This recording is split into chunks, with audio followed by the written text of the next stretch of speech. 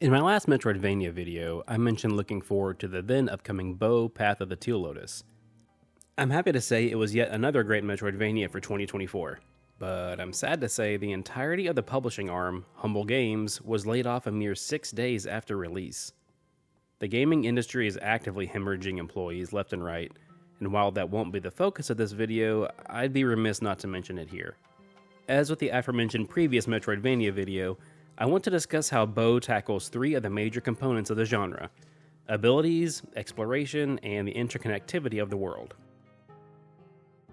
Bow's new abilities are acquired in one of two ways: as manifestations of the earring that serves as a sacred relic, or utilizing the numerous Daruma dolls found in chests and shops. Relic abilities are acquired at key moments by sharing tea with one of the various NPCs found throughout the Strange Garden. I guess the kettle was full of ability. These consist of both combat and traversal abilities for Bow's journey, while Daruma dolls are used exclusively during combat. The very first one you obtain sends a doll forward to chomp your enemies, while others may deal explosive damage or even grant you temporary armor.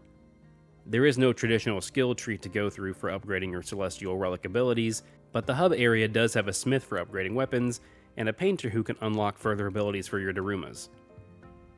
Exploration in the Strange Garden is spread across three main areas: the Crimson Bamboo Forest, Midori Forest, and Megumi Mountain, each accessible from the central hub of Sakura City.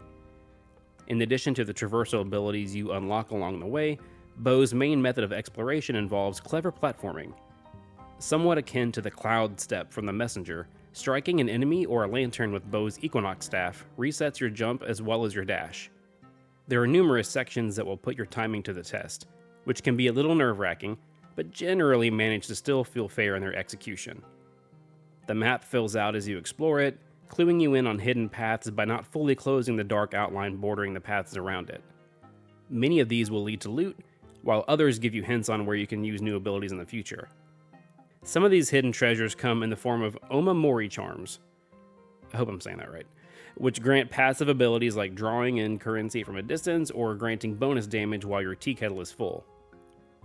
The areas in the Strange Garden are largely self-contained, but there are multiple hidden paths that lead back to the central hub, usually offering you a reward in the process. Each of the main areas also has a deeper level, for lack of a better term, that you will end up exploring before the credits roll. Thankfully, fast travel is unlocked in the opening hours of the game, and new destinations are generously spread out throughout the world. So if you feel like you may need an upgrade before being able to tackle the next boss, chances are there is a fast travel point nearby that can zip you right back to Sakura City. I had a fantastic time with Bow Path of the Teal Lotus. My only true complaint is the gargantuan difficulty spike for the final boss, as well as the frustrating section that leads to the confrontation. But honestly, I just turned on invincibility so I could see how this beautifully crafted story played out. Once again, my heart goes out to the folks at Humble Games who helped bring this game to the players. If you played Bow Path of the Teal Lotus, what did you think? Let me know in the comments. And as always, play what you love and love what you play.